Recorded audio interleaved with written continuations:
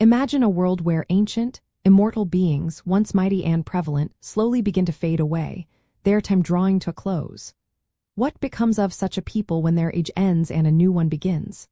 For the elves of Middle-earth, as the Fourth Age dawned, their path was one of a quiet, gradual departure, a final journey across the sundering seas to the Undying Lands, leaving Middle-earth to the dominion of men. The elves, also known as the Eldar, did not simply vanish overnight.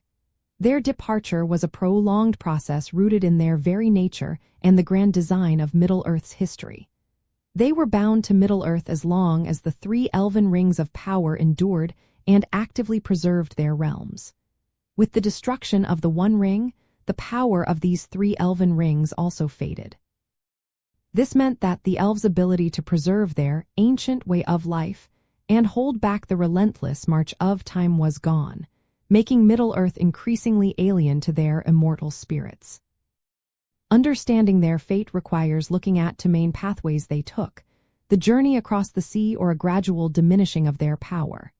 The vast majority of elves, especially those who had seen the light of Valinor in ages past or were weary of Middle-earth sorrows, chose the former.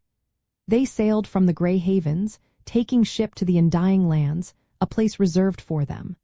However, not all elves departed immediately. Some lingered in Middle-earth for centuries, finding solace in its beauty, even as their numbers dwindled and their presence became more subtle and unseen by the growing populations of men. These remaining elves eventually faded into myth and memory, or eventually followed their kin across the sea. The elves who departed were responding to a deep longing for the West, a yearning for Valinor, the Blessed Realm. This was not a forced exile, but a spiritual migration. As the Third Age concluded with the defeat of Sauron, the elves recognized that their time of guardianship was over. The task of shaping Middle-earth's future now fell to men, the younger race, who were destined to inherit the world.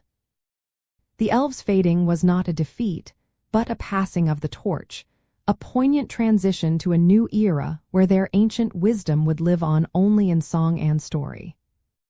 So, the elves of the Fourth Age primarily sailed away to the Undying Lands, fulfilling their destiny and giving way to the Age of Men. Those who remained grew fewer and more reclusive, eventually becoming like whispers in the wind. This beautiful and sorrowful exodus ensured that Middle-earth, in its entirety, became the inheritance of humanity, marking a profound shift in the world's ancient tapestry and preserving the elves' immortality in a realm beyond mortal ken.